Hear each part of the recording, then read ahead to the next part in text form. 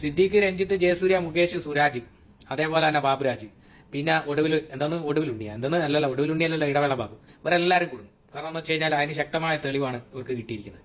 സത്യം പറഞ്ഞാൽ ഭയങ്കരമായി ഞാൻ തന്നെ ആ വാർത്ത കേട്ടിട്ട് ഞെട്ടിപ്പോയി. അത് അതിന്റെ കൃത്യമായ തെളിവ് കിട്ടിയിട്ടുണ്ട്, ഒന്ന് കണ്ടുനോക്ക്.